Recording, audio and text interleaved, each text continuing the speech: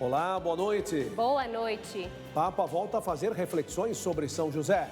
E o apresenta como pai que aponta uma outra paternidade, plena de misericórdia. Clima muda a paisagem no sul do país. Nossa equipe mostra as dificuldades dos produtores rurais que sofrem com a estiagem na região. Assinada a portaria que visa apoiar os municípios da Bahia em situação de emergência. Cresce procura por atestados médicos por causa do aumento de casos de Covid-19. Trabalhadores têm dúvidas sobre o real período de afastamento a que têm direito. Aqui na capital paulista, escolas de rede municipal não vão exigir comprovante de vacinação contra a Covid no retorno às aulas. E atenção você que tem rede social. É o estelionato digital. Golpes fazem vítimas no Instagram. E a nomeação do Papa de 2 novos bispos para o Brasil.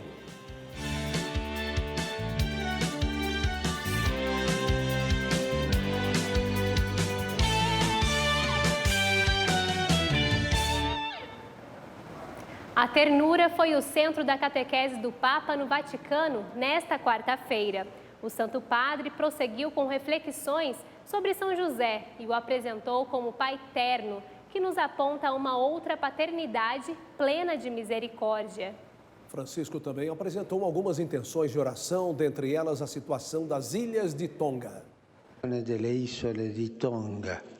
Francisco enviou uma mensagem aos habitantes das ilhas de Tonga, atingidos nos últimos dias pela erupção de um vulcão submarino que causou enormes danos.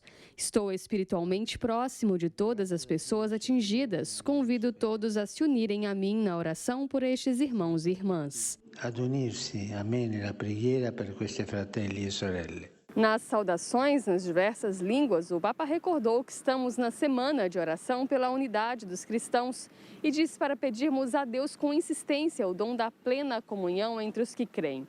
Aos fiéis de língua portuguesa, o pontífice quis encorajar a superar toda indiferença, confusão e rivalidade odiosa e disse desejar a paz, cooperação e unidade entre familiares e conterrâneos.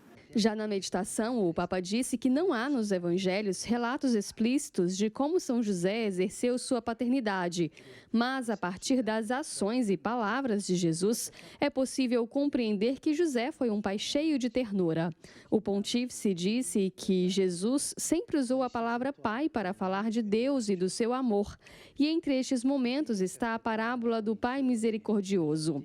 Recordou que o evangelho relata que o filho estava à espera de uma punição, contentando-se em ser tratado como um dos criados. E, ao contrário, foi abraçado pelo pai. A ternura é algo maior do que a lógica do mundo, é um modo inesperado de fazer justiça. É um modo inaspettato di fare giustizia. O Papa ainda pediu que não nos esqueçamos de que Deus não se assusta com os nossos pecados, mas sim com o fechamento do nosso coração. Isso faz sofrer a nossa falta de fé no seu amor. Francisco contou uma encenação de uma peça teatral feita por jovens sobre a parábola do filho pródigo. Na peça, o filho pediu um lenço branco na janela como sinal de que o pai o havia perdoado. Mas, quando regressou, encontrou a casa repleta de lenços. Assim é a misericórdia de Deus. Todos nós temos contas para resolver, mas fazer as contas com Deus é algo belíssimo, porque nós começamos a falar e Ele nos abraça com ternura. Lui ci abbraccia, la tenerezza. Francisco também convidou os fiéis a experimentarem essa ternura de Deus através do sacramento da reconciliação e recordou: Deus sempre nos perdoa, somos nós que nos cansamos de pedir perdão. Disse que sem essa revolução da ternura, corremos o risco de permanecermos prisioneiros numa justiça que não permite nos erguer facilmente e que confunde a redenção com a punição. E encerrou a catequese se recordando dos presidiários.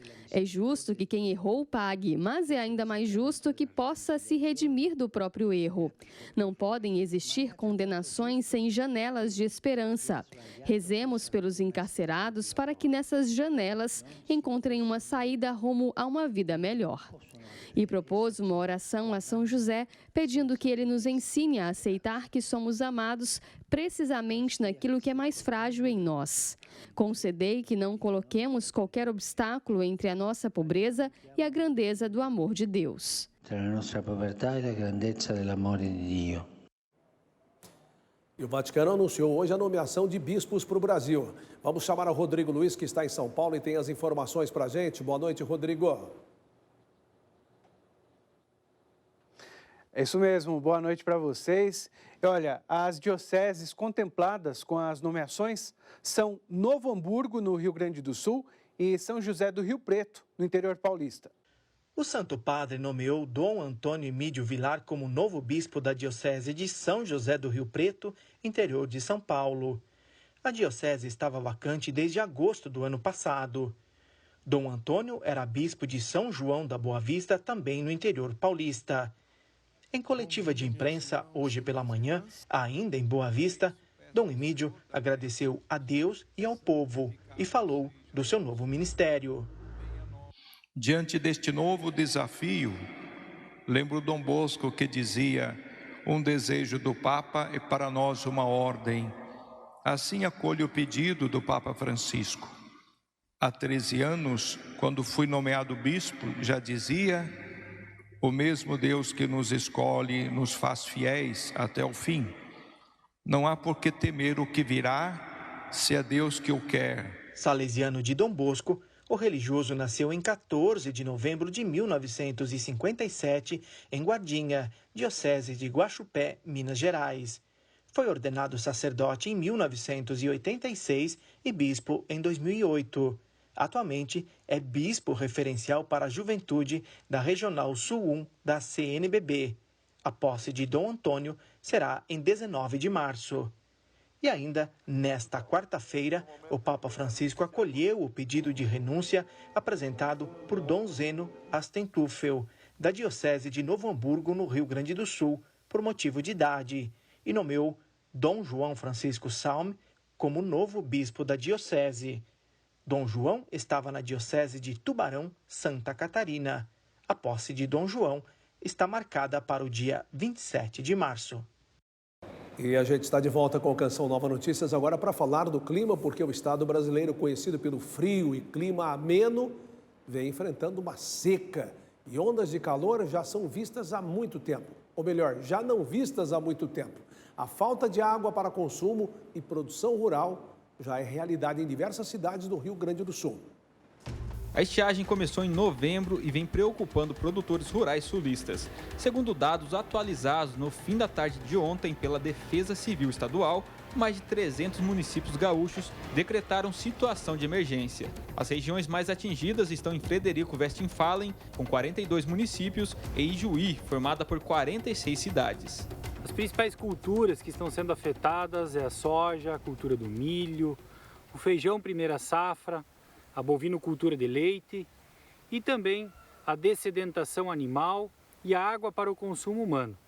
Nessa lavoura de soja que nós estamos aqui agora, que se encontra na fase reprodutiva, muitas plantas já estão senescendo, estão morrendo por conta do estresse hídrico. Seu Valmir Araújo é do município de Seberi. Há diversos anos trabalha com pecuária leiteira. A estiagem deixou as pastagens secas e o jeito foi soltar o gado no plantio de milho, que também foi prejudicado.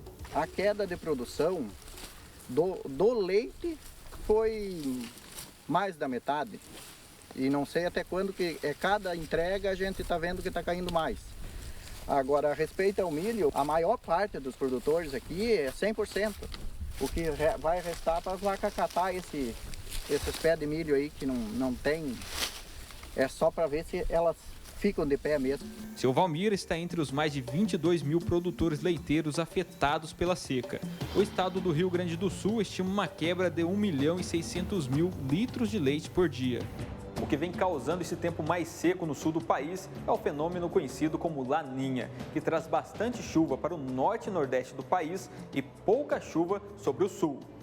Este evento impactou na produção rural. De acordo com a Emater, mais de 200 mil propriedades foram atingidas e ao menos 10 mil famílias estão com dificuldade de acesso à água. A chuva chega timidamente na região, porém o centro-oeste do Rio Grande do Sul, local mais afetado, a estiagem persiste. Enquanto a chuva não abranda a situação, o jeito é buscar técnicas e medidas para continuar as atividades.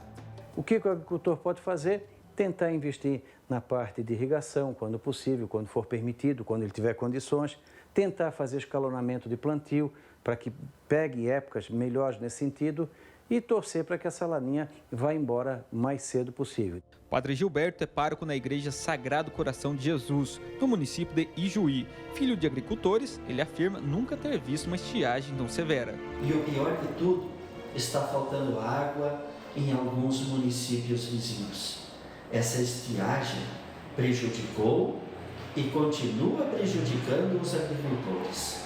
Este período sem chuva pode ser amenizado em breve. Nós vamos ter agora um período de um mês de chuva boa aqui no sul, pelo menos dá um alívio, mas depois volta a secar de novo. E as projeções indicam que a laninha pode durar pelo menos até o final do inverno, primavera desse ano, se não duvidar muito, até o final desse ano. É mais um ano que está complicando a vida do agricultor. Neste tempo em que a aridez prevalece, é necessário manter a esperança e aguardar a alvorada de um novo amanhã. É nesses momentos que é testada a nossa fé, nossa esperança. Nesses momentos difíceis, Deus não nos abandona, caminha sempre conosco e podemos sentir e ouvir seus passos junto de nós.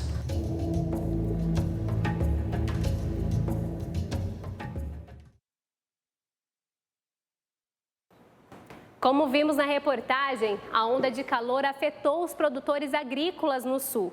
Solo seco e temperatura acima do esperado, passando de 10 dias sem chuva. Com a entrada da umidade na região, os sulistas começam a se animar. Vamos ver então como vai ficar o tempo em todo o país. O sol continuará deixando os dias bem quentes no sul, mas as pancadas de chuva se intensificam sobre o Paraná e Santa Catarina, avançando para o oeste do Rio Grande do Sul. Você que mora aí no extremo leste do estado, prepare o protetor solar. Temperaturas elevadas. Em Porto Alegre, máxima de 37 graus. Vamos subir aqui no mapa. No centro-oeste, vai prevalecer o sol entre nuvens, intercalado com períodos de chuva. Tempo firme em Brasília e também no nordeste de Goiás. Máxima de 32 e mínima de 20 graus em Goiânia. Os nortistas terão um dia de chuva mais intensa sobre o centro-sul do Amazonas, no Acre, Rondônia e também no Amapá. Nos demais locais, sol com chuva passageira, máxima de 31 graus em Manaus. No Nordeste, chuva a qualquer momento em Salvador, no litoral de Sergipe e também no norte do Ceará. Nas demais áreas, chuva mais isolada, com risco de trovoada no Maranhão e Piauí. Máxima de 32 graus em Teresina. Por fim, chegamos ao Sudeste. Clima abafado com sol e períodos de chuva sobre os 4 estados. Tempo firme sem chuva apenas no noroeste mineiro. No Rio de Janeiro, as temperaturas estão batendo recorde neste início de ano. Para amanhã são esperados 34 graus. Em São Paulo, máxima de 31 e mínima de 19 graus.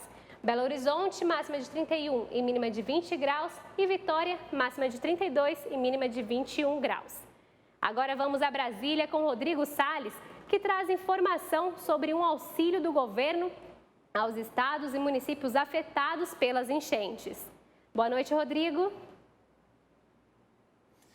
Boa noite a vocês no estúdio, boa noite a você que nos acompanha pelo Canção Nova Notícias. Foi assinado hoje uma portaria que vai agilizar o apoio aos estados e municípios em situação de emergência ou de calamidade pública decorrente das chuvas intensas no último mês. Quem acompanhou o evento no Ministério da Saúde foi a repórter Camila Castro, que traz os detalhes. A portaria assinada pelo ministro da Saúde, Marcelo Queiroga, vai dar apoio financeiro de mais de 100 milhões de reais para as ações nas áreas da saúde dos municípios baianos que estão em situação de emergência ou estado de calamidade pública por causa das fortes enchentes que atingiram o estado entre dezembro e janeiro. O primeiro ponto é atender a necessidade das pessoas que sofrem em consequência do desastre natural. Depois temos que reconstruir o que foi destruído pelas chuvas, as estradas, as casas de cada um dos nossos irmãos brasileiros que ficaram desalojados. Desde o dia 3 de janeiro, o Ministério da Saúde enviou mais de 100 médicos para os municípios baianos afetados pelas chuvas. Ainda em dezembro, o Ministério da Cidadania iniciou o pagamento do Auxílio Gás para 108 famílias, integrantes do programa Auxílio Brasil, que residem em municípios em estado de calamidade. Todas as ações que nós estamos desenvolvendo justamente chegam em tempo hábil para dar suporte a essa população que precisa, sim, da atenção do governo federal. O governo que está agindo diretamente na ponta, fazendo acontecer para melhorar a vida da nossa população. Segundo o último boletim divulgado pela Superintendência de Proteção e Defesa Civil, no dia 16 deste mês, 92 pessoas ficaram desabrigadas ou desalojadas por causa dos fortes temporais na Bahia. No último domingo, o Papa Francisco lembrou daqueles que perderam a vida nas enchentes causadas pelas fortes chuvas em vários estados do Brasil. Ele disse que reza em particular pelas vítimas e suas famílias e por aqueles que perderam suas casas. Daqui a pouco a gente volta com mais informações. Obrigada, Rodrigo. Até já. Agora a gente fala da Agência Nacional de Vigilância Sanitária, que adiou a decisão sobre a comercialização do autoteste da Covid-19. Pois é, na reunião extraordinária que aconteceu hoje, a diretoria pediu mais informações ao Ministério da Saúde e, para isso, estabeleceu um prazo de 15 dias. Foram 4 votos para o adiamento e 1 pela liberação. Um dos principais pontos levantados na reunião é como será o processo de notificação caso a pessoa seja diagnosticada com Covid, além da demanda da variante Ômicron e o descarte correto do autoteste. Os golpes no meio digital vêm fazendo muitas vítimas no país, principalmente no aplicativo do Instagram. Só no ano passado, de acordo com a Polícia Civil de Minas Gerais, foram registrados mais de 28 mil ocorrências de estelionato virtual. Os golpes nas redes sociais, principalmente no Instagram, estão cada dia mais corriqueiros. Os criminosos roubam os dados da conta da vítima para fazer falsas vendas. Hoje em dia, tem mais pessoas utilizando o Instagram como uma ferramenta de comunicação oficial do que até o próprio WhatsApp, por exemplo. Então, por isso que se tornou um alvo maior dos ataques aí dos hackers. Várias iscas são utilizadas para hackear as contas. Foi assim que aconteceu com a Flávia. O link para o sorteio em um restaurante era, na verdade, um golpe. Na hora que eu cliquei e aí caiu a ficha e eu copiei, eu falei assim, gente, não tem condições uma coisa dessa. Eu vou cancelar. Aí na hora que eu cancelei, no mesmo assim, foi questão de 10 segundos, minha conta já foi desconectada. Logo em seguida, os invasores mudaram a senha de Flávia e começaram a anunciar aparelhos de celular no seu perfil. E aí eu já tinha colocado no meu Instagram e no meu status do WhatsApp e do Facebook que minha conta tinha sido hackeada. Graças a Deus, pela minha conta, ninguém foi lesado. Já no caso de Tiago, quando ele percebeu o golpe em seu perfil, os invasores já haviam feito muitas vítimas. Esse hacker, ele deve ter ganhado aí uns 20, 30 mil. De acordo com dados da Polícia Civil de Minas Gerais, de 2019 para 2021, houve um aumento de mais de 300% nos casos de estelionato virtual. Só no ano passado foram registradas mais de 28 mil ocorrências. É o crime do momento. Estamos, inclusive, passando aí pela época do hackeamento das contas de Instagram com venda de produtos. O delegado explica que, nesses casos, tanto quem teve a conta invadida quanto quem caiu no golpe devem procurar a polícia. Sempre fazer o boletim de ocorrência. E aí, para quem teve a conta hackeada, tem que tentar reaver essa conta o mais rápido possível. E para quem comprou produtos enganado aí numa conta hackeada, é sempre interessante também procurar a polícia, fazer o boletim de ocorrência, fazer a contestação desses valores pagos. Os especialistas também recomendam algumas dicas para evitar os golpes nas redes sociais. Sempre se preocupe com os seus dados. Quando algum terceiro perguntar o porquê, você questione o porquê. É sempre bom ter uma senha forte, senhas diferentes para esses diversos aplicativos. Evitar clicar em link, e-mail suspeito. Pois é, tem que cuidar mesmo. Vamos voltar a São Paulo agora para falar sobre o aumento de casos de Covid-19 e da procura por atestados médicos. Por isso, a gente retoma o contato com o Rodrigo Luiz para esclarecer algumas dúvidas. Rodrigo. Isso, muito importante. Importante esclarecer para os trabalhadores, porque gera dúvidas mesmo. Por exemplo, as pessoas querem entender melhor o real período de afastamento que tem direito. E aí a nossa equipe tira essas dúvidas. Desde o ano passado, Jerusa acumula 6 atestados médicos com suspeita de Covid-19 e um positivo. Por precaução, a auxiliar de limpeza sempre fez o exame para testagem e nunca deixou de comunicar os sintomas para a empresa. Trouxe o atestado e eles receberam de boa, de problema nenhum. Até o ano passado, o período de afastamento era de 14 dias. Hoje, segundo a diretriz do Ministério da Saúde, esse isolamento pode ser de 5 dias. Se nos 5 primeiros dias o trabalhador, o paciente, não apresentar nenhum sintoma respiratório e não tiver febre por um período de 24 horas, ele pode fazer o teste. Se der negativo, ele pode sair do isolamento. Se esse teste for positivo, ele deve manter o isolamento em até 10 dias. Outro período previsto de afastamento é de 7 dias. Se no 7º dia não tivermos apresentação de sintomas, está liberado para sair do isolamento sem a necessidade de teste. Muitos trabalhadores reclamam da falta de testes. Para esses casos, a Lei 14.128, criada em março de 2021, pode ajudar. Ela assegura que o trabalhador que esteja com suspeita de Covid-19 pode ficar até 7 dias afastado sem a necessidade do atestado. Outra dúvida surge dos trabalhadores que estão no regime home office. Eles têm direito realmente desse afastamento por conta de testarem positivo para a Covid-19? Se esse trabalhador testou positivo, ele está assintomático ou com sintomas muito leves, ele pode sim fazê-lo de forma remota. Diferente é o trabalhador que apresenta sintomas que, de fato, acabem impactando e incapacitem. Nesse caso, ele tem que ficar afastado. Caso o trabalhador observe falha no cumprimento das regras, pode reclamar com o seu sindicato de classe ou no Ministério Público do Trabalho. Para a dona Jerusa, todos os atestados foram cumpridos pela empresa. O que ela espera daqui em diante? Confiando em Deus, esse vai ser o último. E ainda falando de saúde e retorno às aulas. Aqui em São Paulo, as escolas da rede municipal não vão exigir o comprovante de vacinação contra a Covid. De acordo com a Secretaria Municipal da Educação, alunos não vacinados vão poder assistir aulas e serão incentivados a receber a imunização. Já os protocolos devem ser mantidos, como, por exemplo, aferição de temperatura, uso de máscara e higienização das mãos e ambientes. As unidades contam com o apoio das mães guardiãs. São mulheres entre 18 e 50 anos, moradoras da capital e que recebem um benefício para ajudar no cumprimento dos protocolos sanitários. Boa noite, Reinaldo e Yara. Boa noite a todos. Eu aproveito agora e chamo o nosso colega lá em Brasília, o Rodrigo Salles, que tem mais informações a respeito da vacinação das crianças. Boa noite, Rodrigo. Boa noite, Rodrigo. Isso mesmo.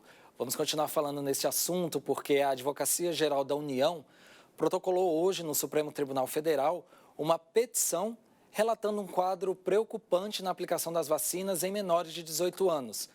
Isso porque, de acordo com a AGU, mais de 20 mil crianças teriam sido vacinadas contra a Covid-19 de forma irregular. De acordo com o documento, imunizantes de outras marcas estariam sendo aplicadas nas crianças e jovens e não a da Pfizer, única autorizada no Plano Nacional da Vacinação contra a Covid-19. O documento determina ainda a suspensão de toda e qualquer campanha de vacinação de crianças e adolescentes que esteja em desconformidade. Fica alerta para os pais. Você já ouviu falar no Turismo Acessível? Pois bem, é um programa que possibilita a inclusão de pessoas com necessidades especiais nas atividades turísticas. A ideia é garantir igualdade, autonomia e mobilidade. Rampa, elevador, piso tátil, sinal sonoro. O que tudo isso tem em comum? são recursos que permitem a acessibilidade. Atualmente, o Brasil tem mais de 17 milhões de pessoas com deficiência. Segundo o IBGE, isso representa aproximadamente 8% da população brasileira.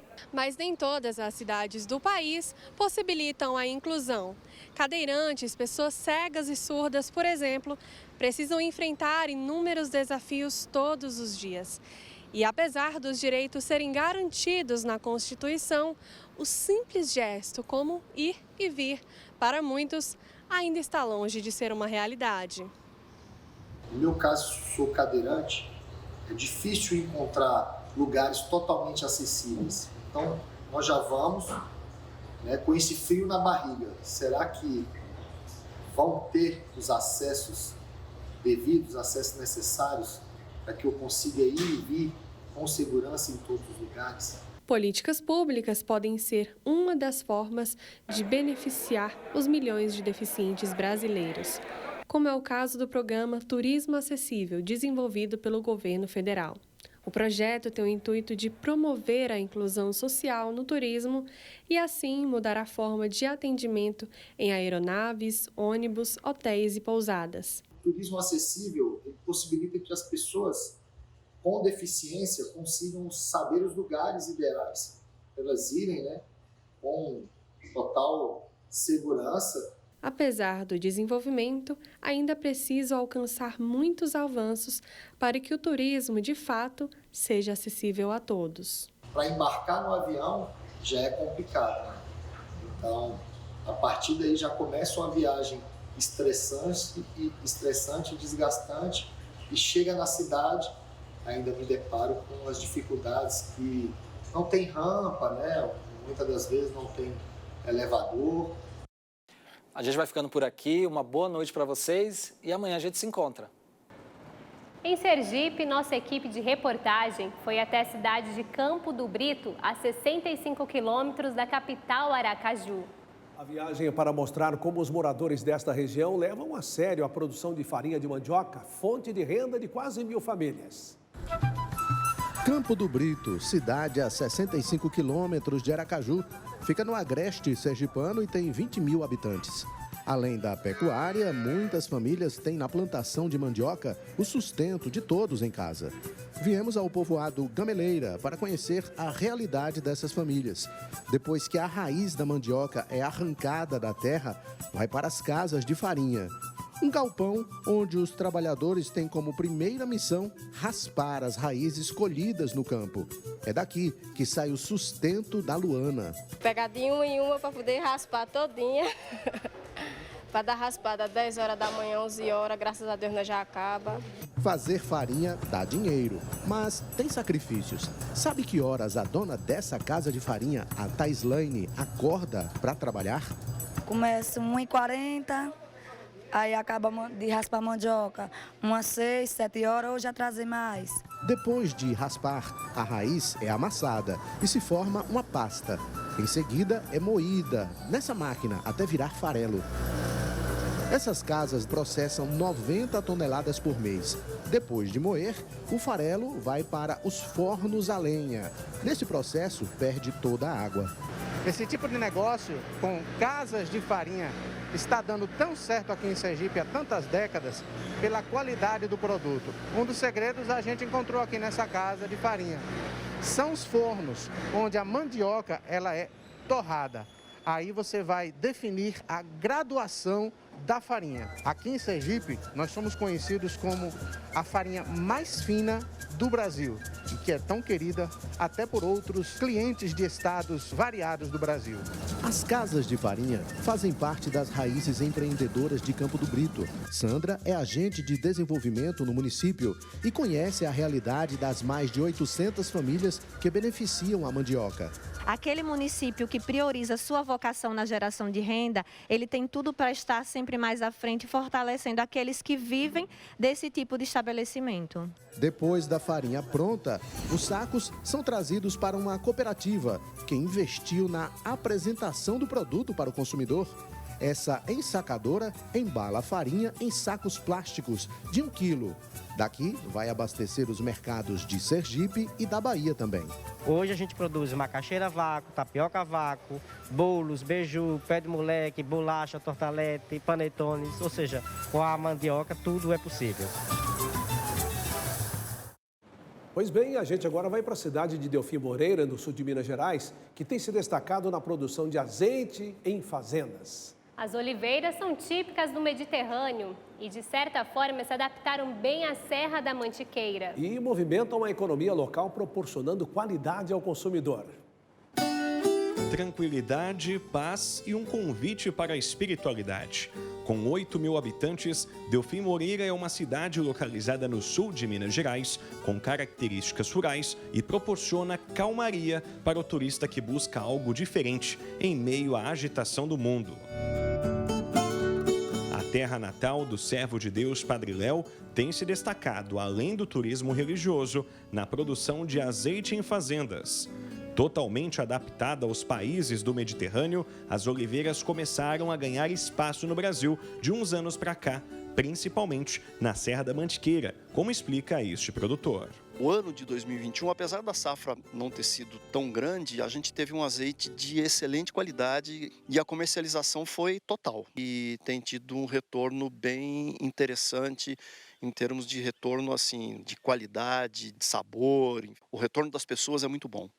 A agricultura biodinâmica é considerada a forma mais saudável e sustentável de se produzir no mundo agrícola. Delfim Moreira e o sul de Minas Gerais são regiões que se consolidam cada vez mais nesse processo e se destacam nesse tipo de produção. Tudo isso graças ao clima da Serra da Mantiqueira, região absolutamente importante que reúne características fundamentais para o bom êxito das oliveiras. Tal prática, que envolve conhecimentos químicos, geológicos e astronômicos, nada mais é do que permitir um cultivo sem agrotóxico, trabalhando a terra. Um calendário astronômico é responsável por nortear os produtores, como é o caso do senhor Luiz. Esse calendário, ele já define os dias e os horários que você planta, que você colhe. Qual o dia que é favorável para você plantar fruta, qual o dia que é favorável para você plantar verdura, raiz. Nesta fazenda são produzidas oliveiras do tipo Arbequina, Coroneiki e algumas outras variedades em menor quantidade. Tudo isso só foi possível após o senhor Luiz, esposa e filhos renunciarem às atividades profissionais anteriores, de modo que pudessem se dedicar exclusivamente ao ofício. A gente optou realmente para se dedicar às oliveiras. Eu vendi a empresa, minha esposa se aposentou, minha filha se abdicou da formação dela, meu genro também, e vieram todos para a gente se dedicar essa parte das oliveiras, da agroindústria, né? Apesar das dificuldades impostas pela pandemia, a produtividade de azeitonas deve crescer em 2022 e novos produtos serão lançados. Hoje nós já temos azeite, geleias, azeite aromatizados, conservas, café, vamos entrar também agora com cosméticos. Com um cenário animador para o futuro, o consenso é inevitável. A Serra da Mantiqueira é o caminho mais próspero para este segmento. Hoje a gente produz azeite, a gente está produzindo vinho, tem cidra, frutas vermelhas, enfim, tem uma série de culturas que em outras áreas do Brasil você não consegue e a gente consegue tirar aqui na Mantiqueira. É uma benção.